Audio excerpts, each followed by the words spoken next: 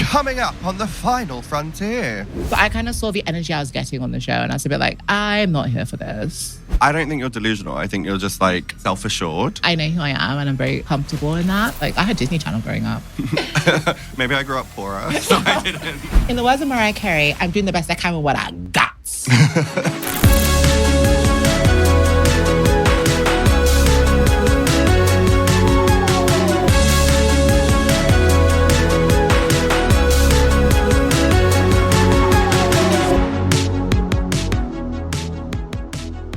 Okay, hi Diva. Hey. So not only are we doing a podcast episode today, but you've also got a challenge of recreating your iconic Brat-style-esque Fierce Diva Slay eye upon this exact face, this questionable mug. Never questionable. Okay. This is the mug of an icon. This is the mug of a diva.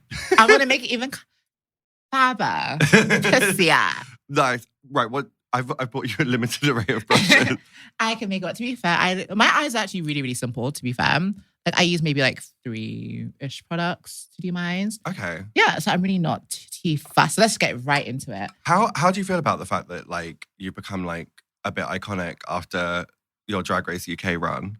It's kind of crazy to think about because in the moment I was not feeling that would be the case. Mm-hmm. Like I went through like the motions. Like before I went in, I was like, oh no, I'm made for this. Like, the people are gonna live. And then being there, I was like, yeah, if I don't get like a hate mail a day, like I've like made it. Because I was like, oh, I'm gonna be hated. I thought people were gonna hate me. And then it came out and the Meet the Queens happened and everyone was like, oh my God, we love. And then I was like, okay, guys, we just gotta get through episode 1. Episode 1 was a bit rough. If we can get past that, then we're good. And then episode 1 happened. People were like, you just don't get her like we do. To, RuPaul and the judges. And I was just like, oh, they love me. They really love me. And then every episode after that was just like, the one-liners were there, this was there, that was there. And they were just like, we love you. And I was like, oh, thank you. And it feels great for a season that did not do the best rating-wise. So it's just factual, You can say it. No fault of our own, it's not, no fault of mine. I did my job. I can say that at least. And I should actually like start doing this. No, chat away. Yeah, but you know what? It feels really great to be beloved and I hope it stays that way. And I think it will. And like, I wonder, I would love for you to go back because obviously you said like maybe not the best received season. Yeah. Which I personally don't understand as the 2 seasons that I have been on have been iconic through no fault of my own, through the fault of, because, Bimini and Marina. So no, I mean, you gave us the amazing confessionals, amazing, like, relatable moments. And that's what people love to see. People love someone that they can relate to. By the way, before we carry on, what color eye did I say I was going to do? Purple? Yeah. KK, cool. I love the KK. And it's just natural. Do you have merch that says KK Bye? I actually don't. We need to make that happen. Do you have someone who does your merch or do you do it? Yeah. I've got people. That's the weird thing, like post Drag Race, is like suddenly like you do have to become quite like business oriented. 100%. In order to like maintain that. Yeah, I mean, that is very true. I feel like I've always had like, contrary to what people believe, I know I came across very like ditzy on the show and I'm a very like, I guess, ditzy person, but I feel like I've always had like a pretty solid game plan for most things. So I kind of went into it knowing what I was going to do. So actually, I will say the reason I don't have like KK Buy merch and like can't make a sweater out of tears and all that kind of stuff is because I was like, I want to make merch that I personally would actually wear. Right. And I'm not really like a slogans and catchphrase kind of girl. And I know it's not all about me, but I'm like, well, if I'm putting the money behind it, I'd rather make something that I'd want to wear. And also, I was just like, for the longevity of it all. Because it's like, yeah, the KK Buy is like, is great for the moment. But I don't know like if like further down the line, it's going to be a thing where it's like, because we've seen like catchphrases that come and go, and it could be a thing where it's like, it's iconic for like the moment that it happened, and then like the next episode, everyone forgets about it. And it's just like, okay, well now you've got like 5,000 t-shirts that say KK Buy and no one's buying it. So like, obviously you were quite iconic on the season, but I would say also you've been like controversial yet brave, following on from it. I don't know when this turned into like a Trevor McDonald like ITV News expose. Yes. Like, but tell us how you really feel. Like, what was your experience of being on the show? Okay, I will say that the crew that worked behind Drag Race were very, very lovely to me and they were great. It was just a thing of like, I just felt very, oh God, how attacked? Yes, I'm trying to find the words that will best please the NDA as best I can. I think for me... This entire podcast is just going to be us giggling about things. Literally. I think for me, the situation was that I'm very much like, I think I'm a very, as much as I was branded as like delusional and like I live in my fantasy or whatever, I think I'm also like a very real person in the sense with like, I can keep the vibe very quickly. So I kind of saw the energy I was getting on the show and I was a bit like, I'm not here for this, to be honest. I'm not really one to just kind of like sit and take things. But I was like, I'm going to be respectful because I'm like, this is like, can be very, very dangerous. So I don't want to just like, how am I trying to phrase this? What am I trying to say? You want it to be sort of like, it's not delusion if it's sort of like from a place of truth, I guess, is what you're saying. I think it was just very hard to like, to see people just like very openly have like dislike for you. It was just like, oh, wow, I've not really done anything. But I'm like, the worst thing I've done is like maybe just like not wear a runway that was like very pleasing to your eye or... Relatable. Or maybe just like not excel in a challenge. Of a controversial opinion, I think I did a perfectly safe job in every challenge. Okay. I don't think, when me saying that, I don't think I'm saying that I deserve to be in the top, I deserve to win. I just think I did an adequate job. I think a brief was given and I think I met the brief. You know, I think I gave a solid C grade, maybe D. A passing grade. Exactly. I had a passing grade performance for every challenge. Were there any challenges that you were like, hold on, I would have ate that up? I guess today would be a testament, but I feel like I was doing pretty good in the makeover. I see that. Not even so much like just for the makeup, but I think just like me giving someone like the confidence and like the fab and the fantasy, I think that would have been an amazing TV moment, first of all. And I think it just would have been like lovely to see and I would love to do that. Apart from that, what else do I think I'd have done really fab in? Does your, like, how much does your drag sort of like tie into your confidence as a person? Because you are, I don't think you're delusional. I think you're just like self-assured. Yeah, exactly. I think that's just what it is. It's just like, I know who I am and I'm very comfortable in that. I think I'm very much like, I just see my drag as like an extension of myself. It's just like me being the showgirl. It's just like me enjoying the extra lavish costumes and the extra lavish lifestyle. I'm glad you said that because, like, I feel like it's become, like, standard for any drag performer to say the sentence, drag is like an armor for me. Or, like, drag is like my superhero costume. And I'm kind of bored of that because that's not how it feels to me. Yeah. How does it feel for you? It is just, as you said, like an extension of myself. And, like, I think you said the other day, it might have actually just been in a DM to me, like bring back getting into drag for like the enjoyment of it. Exactly. Because I started to get to a place where like getting into drag for me probably feels the same as like someone putting on a suit to go and do a 9 to 5. Yeah, do a 9 to 5. And I don't love that. I like feel like this is why I'm excited for you to do like this eye on me because I've become so like, I think probably because of the reaction of the fandom, like, and the negativity that can happen, I've become very safe and been like, I'll do this one neutral eye that I know won't get me noticed or like controversy attached to it or whatever. And like try and play like a safe game in that respect. But you're so right. Bring back the fun. Get into drag for fun. Enjoy getting into drag. Exactly. And I feel like when it comes to like people's opinions and like controversy and all that kind of stuff, I feel like unless you're doing something that's like actually hurting someone, it's like actually malicious, who really gives a fuck? I would say for everything that people have like spoken about regarding me, I'm like, is it like a slow news cycle? Because I'm like, it's really, nothing I've done is actually ever that deep. But you know, people will like dramatize and do this and do that. It's like, oh, I call somebody a witch. Like, is that really like the worst thing? Like when we have people like doing bomb threats, like if I'm just saying, playfully saying, oh, I think this bitch is a bit of a witch. Okay. I mean, it has gotten to that point with Drag Race. What's like the first season that you remember watching? In real time, I think it's like season 9. Did you catch up with other ones before that?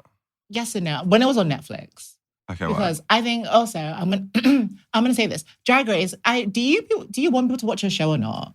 Because I think it is so weird that Drag Race is so impossible to watch. I know Wow Presents Plus is a thing. I'm so sorry. There's too many subscription services. I'm not subscribing to Wow Presents Plus. Can we, like, separately from the point that you're about to make, why do we not get it for free? Well, that part. Why do we not get it for free? Yeah. But also, you're so right. There are too many subscription services. Like, I checked, and I think I spent nearly £500 on subscription services in a year. Thing. And like everything's just becoming like regular like Sky TV, where it's like there's ads and there's this and that. And I'm just like, just give us like regular cable or like regular like satellite TV back, because at this point it doesn't make any sense. Wait, how old are you again? I'm 26. Okay, so you don't remember there only being like 5 channels? like the main 5 channels? What, like BBC, ITV? It was like 1, 2, 3, 4, 5. Like, that's it. I kind of remember that in a sense. I don't think I had that. Like, I had Disney Channel growing up, but... Maybe I grew up poorer, so I didn't. No, please. I grew up... You know, as I've been told, I grew up in the very hard streets of South London. Whereabouts in South London? Well, I grew up in North London. I've never lived in South London a day in my life. But I was told on the show that I'm from North London. So I was like, okay. I'm from South London. So I was like, okay. Wait, who said what about what? Please tell the story. I basically just got told that, you know, on the first episode, they just found it very weird that I was presenting the way I was. Because they're like, you're like a hard South London girl. You need to be more like this. And I was just like, I've never lived in South London a day in my life. I don't know where this has come from. I don't know why you would look at me and just assume that Do you not know where that had come from? I'm trying to be politically correct. So I'm not saying a word, but I knew. And I got confirmation the next episode as well. In what sense? Well, basically, I asked the person who made the comment, I was like, why would you make that comment? How can I phrase this the best way possible? I was essentially just told that I do not present in the way that I would be described on paper. Okay. If that makes any sense. And that was a contestant? No.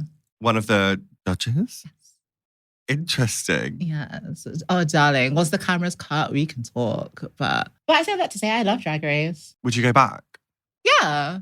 I've really ummed and ahed about it. And I think initially I was like, absolutely not. Like, I'd rather chew bricks. Like, you could not pay me enough to ever do it ever again.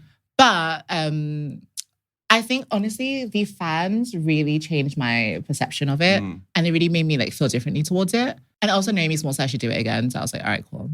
That was the clincher. Honestly, yeah. Can we also just address the fact that, like, people's drag names, because you just mentioned Naomi Smalls there, people make their drag names innocently based on people they think are iconic in the real world. And then you find out that they were probably trafficking children, and that's fucking crazy. Yeah, that's one of the reasons why I was like, when I was thinking of like what I was going to like name myself in drag, I was like, I don't want to brand myself after a celebrity, because I'm like, once they fail you, then it's like, that's so smart. Because I look at all the people who are like named after Nicki Minaj. Now they're all scrambling to find like a new name. Like, what was the girl? Like, what was it? Keta Minaj? Was that her name? Yeah, I said formerly known as.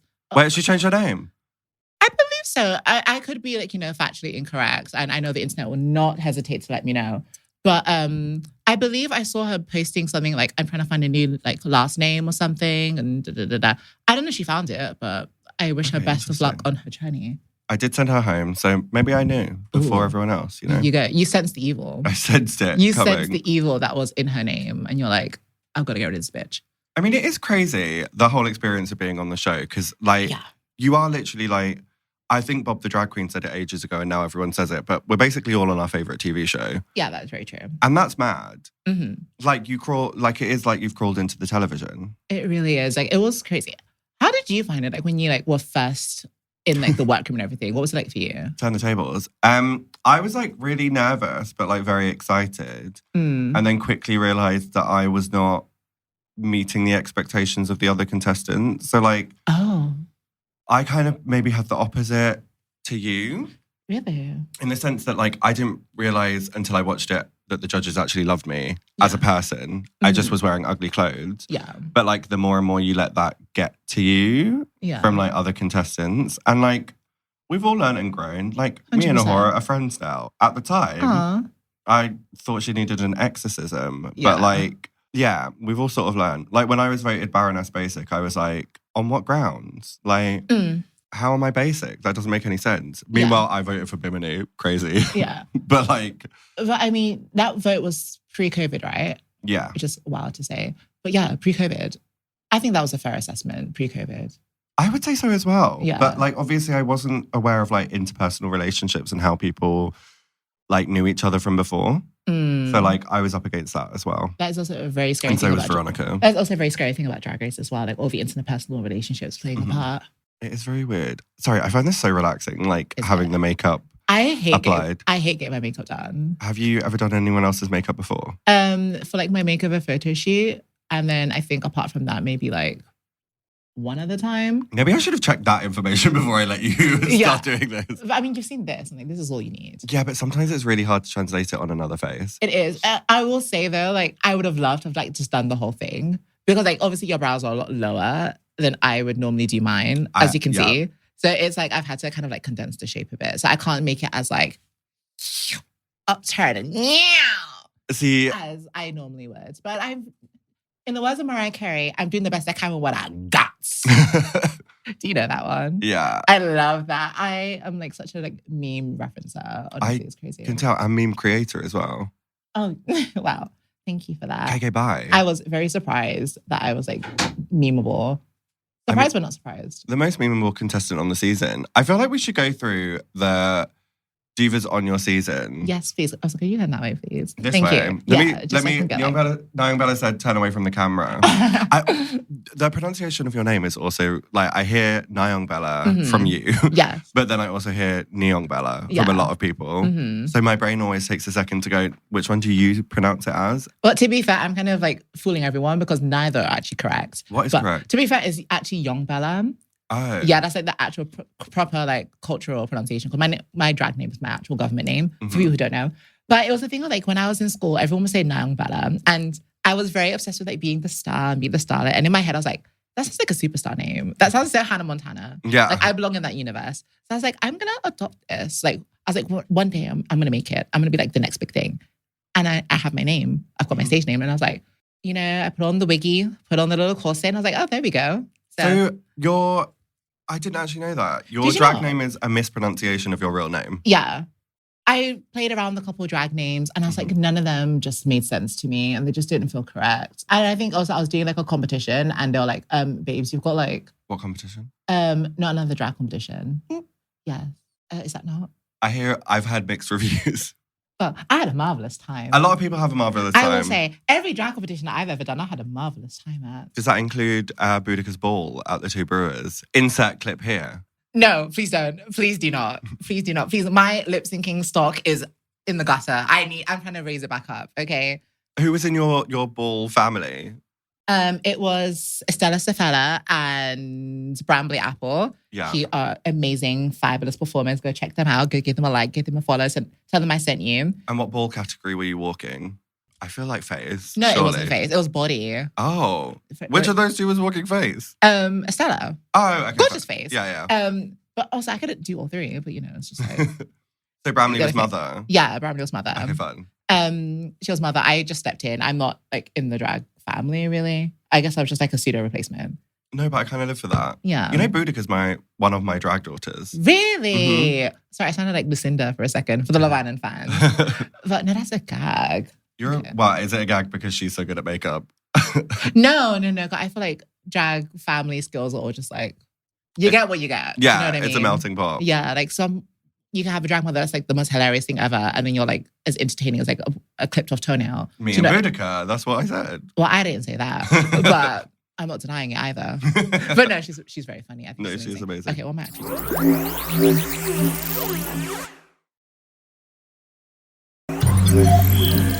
What did you want to like do like as a job? Was it just drag always? No, I literally fell into drag. Like I had no intention of being a drag queen or a showgirl or anything of the sort. Okay, let me go down the list of my career ambitions and aspirations. I wanted to be a Powerpuff Girl. Okay, which you are. Yes. Then I wanted to be like a Totally Spy. Which you are. Then I wanted to be an actual spy. Which hopefully you're not. But then, we'll see. Can't confirm or deny. But then I was like, being a spy is a bit like too much grunt work. And I was like, yeah, not doing all that.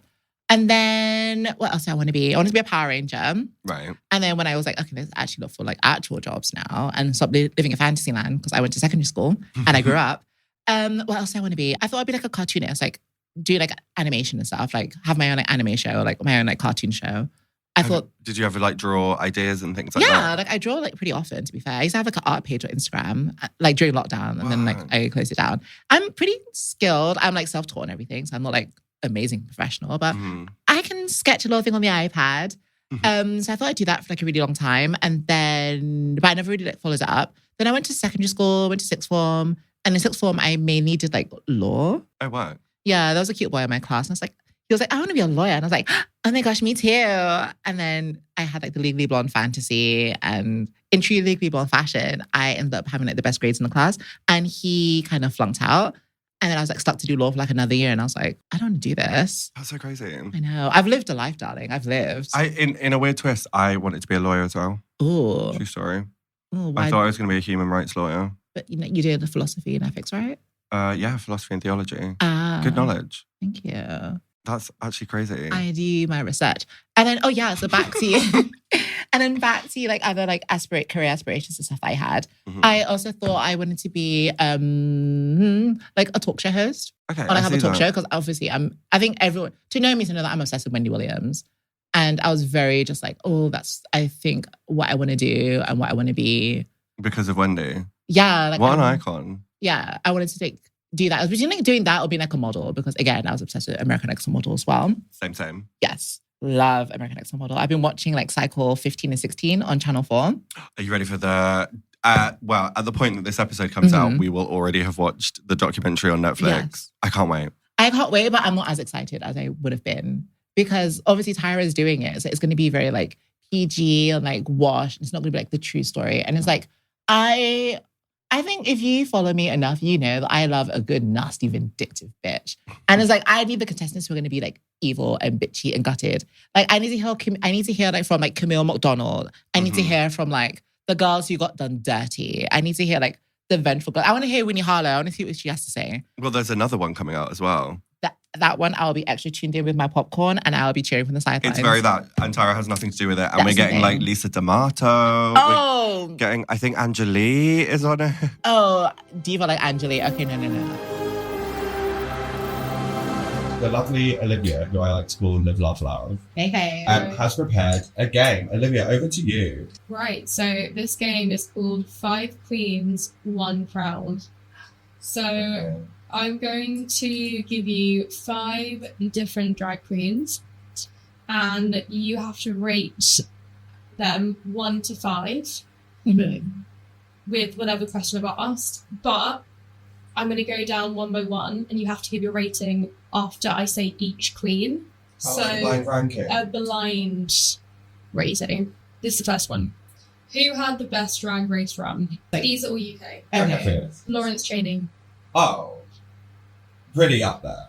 I'm going to say 2, just because I want to hold off. But I think 2 was honest here. I would say 1, well, like, just in case it's all. Okay, we'll go with the 2. I think 2. But that is the winner of my original season. Yeah. So I'm she's done amazing things. Like, she's the first UK queen to like Vegas, sitting at LA. I met her recently. She's gorgeous. She's amazing. Her makeup. So good. Danny Beard. See, we can't shift because now I want to do like. You can't shift it. The thing is, Danny had like pretty immaculate performance, but so did Cheddar. Yeah. So I felt like maybe we go 3. Well, maybe we go 1 then. Is that crazy? No, Lawrence will kill me. Olivia, what is this game? No, Lawrence will say it too. Okay.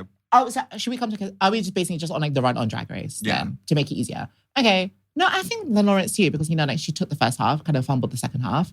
Fumbled is crazy. Look, you know what? It is what it is. You know me, guys. I yap. I talk whatever. I'm gonna say whatever. What's she gonna do? She's in LA. She's not gonna find me. So where are you gonna put Danny? Danny, I'm gonna put her at 3. Okay, 3. Yeah, that's fair. I'll put her at 3. Cheddar Gorgeous. Oh, 4. Yeah, 4. Because like she didn't win. She did win. Yeah. I mean, neither did I, but same. In my mind, I won. So you know. Crystal Versace. 5. Yeah. That's a 5. Love you, girl. So that's not so sarcastic. I do. I actually do. It's because it was met with an awkward silence from me after. Ella Vidae. Well, she didn't win and we're putting her at 1. That's all I said. 1 with an asterisk because we didn't know. Do you know what? Actually, Ella did kind of eat the entire season and then fumbled with that finale dress. Steve. She's my friend, I'll say it. I've said it to her face. Oh, so I think I share a commonality with Ella. Girls, don't wear bubble dresses on Drag Race because it's not going to go well for you. That's kind of like, tea. Something bad is just going to happen if you wear a bubble dress. Okay, is that the game, Olivia? No, we've got another one. Oh, we've got another one. Okay. Who has the best social media presence? Okay. We're clocking the queens for their socials. Well, I would definitely be at number 0. Like Blue Hydrangea. She's up there. She's pretty good. I will say 2. Okay, we'll put her 2. Ooh. Ahura. Zara Larson herself. Zara Larson herself commented on her most recent picture. She is Zara. She's commenting on her own post. Truly. But she's kind of eating up at the moment and she does work hard at it. Maybe 3. Yeah. Crystal Versace. I don't know. I don't follow her. I'm kind of going to say 1. I mean, she is turning out the content, to be fair. some of it might be a bit controversial, but like she turns it out. I wouldn't know. Whoops. Are you blocked? No, I just don't follow her. Oh, fair enough. Black pepper. What numbers we have left? 4 and 5. 4 and 5, yeah. I guess we have to say 4. Yeah. We can't put her last. Yeah. Cheryl Hole. Okay. Yeah, Cheryl can be 5. Yeah, she could be 5. I haven't really seen much of what she did. The last thing I saw of her, she was like dressed as like a cupboard, I think. Yeah, she's doing a Beauty and the Beast tour, so she's the wardrobe. Yes. Beauty and the Beast tour that features my season 7 divas, Elle Vosk and Page 3, available in 43 cities. I don't know if that's true, but I'm just making that up. I think it's like 30. It's quite a lot. Same thing. So go watch that. Go support. If you haven't watched it, watch it online. But don't pirate it. Actually pay for a ticket. Or watch the stories. I don't know. It has, at the point that this episode comes out, I think it's probably finished. You know what? Get the rerun. Okay. So for those who are watching the podcast currently, you won't actually get to see the finished look, but head over to our socials where you will see a sickening video that features the finished look. And I will be adding more blush as well. The thing is, like, you're full showgirl, like very that. Thank you. And I'm wearing a shirt, a tie, and a little tweed dress. Showgirls can be business casual. They can be business fish. A little business, I can't say that word. Oh. It's a little business casual. They can be business tuna tartare. To be fair, I use tuna tartare as like my main verbiage. You may, I may not. Not even tuna tartare? No. Oh. Not even sushi? Victoria Scott is my drag daughter, I mean, so I will not. That's very valid, very valid. But you may. But I like to use tuna tartare. Yeah. I feel very Diana Ross. I was looking at myself and I was like, she's doing Brighton Pride. Oh yes, and RuPaul. I'm so excited. Are you going to go? I feel like I have to. Like, Mother is there. Okay. So, like, I need to go see Mother. What would you say to RuPaul when you see her? I would just say that, you know what? You're an icon. You're a legend. You are the moment. Could you please explain why you hate my guts? But other than that... Do you really feel like she does? Like, true, full disclosure. Okay, full disclosure, yeah. You do? The energy that I was getting, I was like, oh no, this is like... A lot of it for me... When I was like in the bottom, like for every episode, but what? Basically, I was saying, I got a critique or a comment about my personality every episode that I was competing in. So that's 4 episodes. I was in the bottom 3 times, but I got a comment on my personality for 4 episodes. Especially when it came to like critique time, I was just a bit like, so can we just like, in my head, I was just like, okay, so can we just talk about like, do you like the runway? Do you like the performance? Yes or no? I don't understand why like my personality or like how I talk or how I do whatever has to play such like a role or like has to play such a part. It's a difficult one because like obviously like when you think about drag and that kind of thing, you Yeah. are sort of just focused on like the aesthetic and the like performance and that kind of thing. But that's the thing about Drag Race is that like it's hard to like Kind of neutralize personal. yourself when it's talking about your actual character. Yeah, that was the thing. I was like, I don't think especially for me because I gave it like initially at the benefit of the doubt. I was like, okay, it's just like not so much a personal thing. And maybe it's just a thing of like misspeaking perhaps or just like trying to like, sorry, did I just have you now? No, not at all. Or just like trying to like express herself but maybe not knowing how to do it like in the best way or like whatever. And then that's why like I had a moment where like I not pulled her to the side or like, pulled her for a chat. I don't have that power. But I essentially kind of like was like, I'm going to try and get like further explore this and figure out what's going on. Because obviously I'm in a competition. I would like to win or I'd like to do well. So if I'm doing something that's like displeasing, I would like to know what that is and why you feel that way. And basically the answer I got was just very, this is just about me as a person. Like this is something that I cannot fix. This is not, I think your makeup is a little this or like you're coming off a bit too this or a bit that. This is just like based on me as a person. I was like, I can't fix this, unfortunately. So. Is it something that you feel like you need to fix though? Oh, definitely not. So. Definitely not. I think sometimes, and I feel like people don't always get this, but I think sometimes it is that Gigi Good quote of like, I understand your concerns, but I do not share those concerns. Yeah, I essentially kind of said like something to that effect. I have one more headline question. Who was the most underrated by the judges? Cheryl Hole. 1 being the most underrated. Okay. 5 being almost overrated. I think solid 3. What do you think? Solid 3. It does depend on the season, I fear. She did Canada versus the World, UK versus the World. She did UK versus the World? Yeah. What season? The one that... No, your one. No, Lemon went home. Blue season. She was there? She went home second. Oh, gaga. I don't remember. Whoopsie. Love you, Cheryl. I love Cheryl. She's one of my... No, I think she's a darling. Okay. Christopher Zarchi. Why do you put Christopher Zarchi up every time? Christopher Zarchi, in terms of like overrated or underrated? Yep. I think 4. I don't think she was the most overhyped, but I think, they were very much like, you're the darling, we love you. And they just like would overlook some things or just like, they would glaze her. I think that's like what the kids are saying, like glazing. Wait, does that mean just like overlook? Children in the comments, correct me if I'm wrong, but glazing just means like they just gonna gloss over everything that you're doing. And they're like, you're perfect, you're beautiful. Do you know what I mean?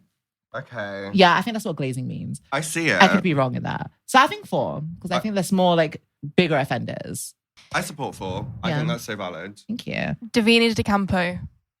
I would say 5. I think they got it. And yeah, I think that she was very much like, she had the talent, she showed it, and she was great. I love Davina. Do you want to know why I love Davina? Why? I love Davina so much because she helped give us the season 7 tour, which is available in 7 cities in April. It's like April 22nd. So please get your tickets for the season 7 tour. Are you excited for that? I'm so excited. It's obviously my first time on tour. Mm-hmm. I believe you have a tour bus.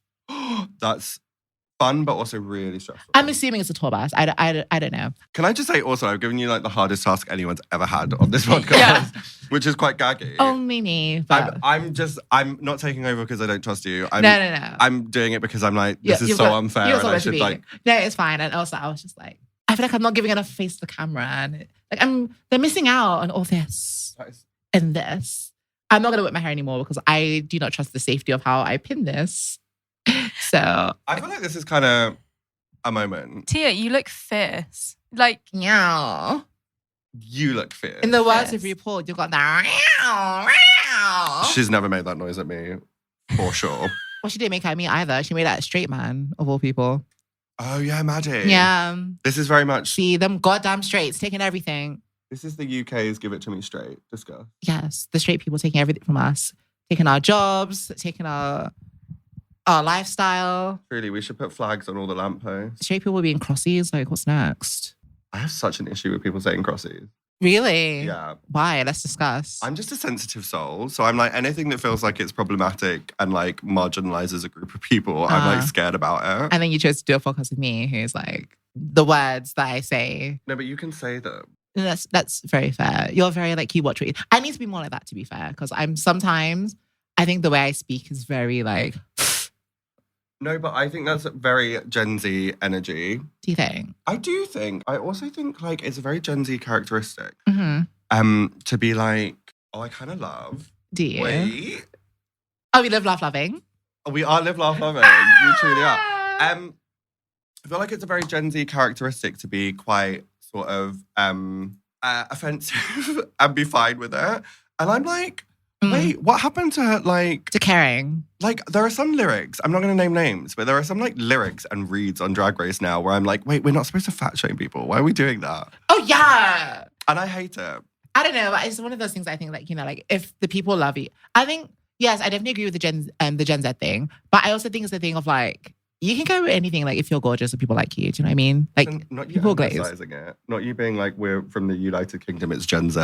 I don't know. Well, apparently to half the people, I'm not even freaking British anyways. So I'm like this weird Americana, Wait, Africana. No, just because of my accent and stuff. And people are like, is she British? When I went on Drag Race, I thought I knew there'll be certain things that would be like, I guess like a mini talking point or like someone would discuss and talk about. I didn't particularly think my accent would be one of them. Like I knew my voice would be a thing for sure. Why do you think your accent was spoken about? I don't know. The girls just can't handle. They just can't handle this, honey. They're like, there's never seen a girl like me. I mean, I even got it on the freaking panel. So I was like, I mean, it's weird though. I don't think my accent is that anything. I'm like, I think it's a pretty standard, like, I guess it's transatlantic, I guess. I don't think it's that transatlantic. But it's not that transatlantic, that's the thing. Like, it comes out here and there, but like, it's really not. I think what it is there's a certain expectation of like Black people to speak in a certain way. In it, fam. Well, yeah. And I think... Is that legit? I think that because I am mixed race, I get away with it more than you would. Because I don't think I have been like attacked for not being black enough, but never for Not for like how I sounding. sound. Yeah. Whereas like you have been, and I think that is probably like a colorism thing, basically. Yeah, it was a very weird one, and I was just like, I mean, if it makes perfect sense, like with the life I've led, like it makes perfect sense why I sound the way I do, accent-wise, voice-wise. I don't have the explanation for you. I don't know. I speak and it's the sound that comes out, you know. Because there was a whole conversation and people are like, it's voice training, guys, and it's this and it's that. It's like, guys, some of us are just pussy naturally. Like, you mean like pitch and tone? No, well, accent and pitch and tone. Okay. You know, the whole trifecta. Accent-wise, it's just a thing of like, you know, I was born and raised in the UK. I moved to Cameroon for like 4 years. Cameroon is like a bilingual country of like English and French. And I don't know if it's like for you. Have you gone to like Nigeria? Yeah. Yeah. Do you, I don't know if you've experienced this. I feel like you're the perfect person I can actually talk to about this. When you're there and they speak to you, do they put on a certain accent when they talk to you? When I'm there. Like an affected American accent, essentially? Kind of, yeah. Yeah. But also when I'm there, they think I'm white. Yeah, no, I mean, I got that as well. I mean, and I'm really? like, well, I went to school there. I went to like boarding school for like 4 years. And I was very... Wait, you went to boarding school where? In Cameroon. Okay. Yeah, for 4 years. And it was a thing of like, when I'm there, obviously I do not look like a whitey in any way. Can I say that? You can. Oh, fuck it. What's I going to do? Cancel me? Too late. Get in line. No, like... No, like, so basically when I was there, I guess I was kind of like the whitey. Obviously, I had gone to Cameroon a couple times and like I'd experienced it. So it wasn't like everything was brand new to me. Like I was familiar with the culture and stuff. But obviously I'm there. I've got my like British sensibilities and my British ways. And you couple that with like the sissiness of it all and like the feminine phenomenon of it all. And they're like, oh my God, what's going on? Like this is just like the whitest girl ever.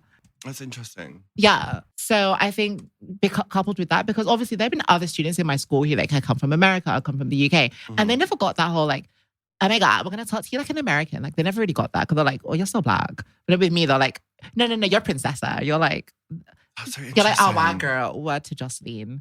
And I was just like, okay. And I got that for like 4 years straight. And it wasn't just like the students of like my year. It was like students from like in the entire student body and teachers as well. Wow. So it was like everyone who spoke to me in an American accent. And then because Cameroon is English and French, so when I would go home and I'd be in school, I'd be away from school or watching TV, everything was in French. The only thing that was in English is like things like E and stuff like that, like Keep Up with the Kardashians. So you learned from American... Well, not learn, obviously I already know how to speak English and everything, but I just would consume an American like verbiage. So the twang. I'd get like the twang and the vocal fry. Interesting. And all that. And then obviously, so I had that coupled with like a Cameroonian accent with my natural British accent. And then when I moved back to the UK, obviously the British kind of like took over. Yeah, that's just kind of where it is now. So that's why we sound the way we sound. Wait, who's the last? You had one more. I had two Oh yeah, we forgot about the whole game. Sorry. Let's go back to the game. How rude of us. And then we have to literally finish. Because John Biz Blonde. Is she like underrated? It's closer to underrated. One is like the most underrated. 1 is underrated. Yeah. 5 is overrated. I would say she got to come back and she made the final. So I think it's unfair to say that she's like underrated because she was rated by Ru. But maybe by the fandom. When she came back? Yeah, on UK vs. World, my season. Yeah. Okay, you need to watch Drag Race. But yeah, let's say number 2. Yeah, let's go with that. Because we've only got 2 left. Yeah. You got 1 left. Okay. Yeah. Sminty drop. I guess 1 then. Oh, I mean, I guess, you know, like we'll follow on from like the episode, the design challenge thing. Yeah. You know, she feels like she was like very robbed of that. So let's go with that. That's our rating. That's our order. There we go. I hope you guys enjoyed that back home. Let us know down below if you enjoyed that. Comment below if you're team Nyongbella.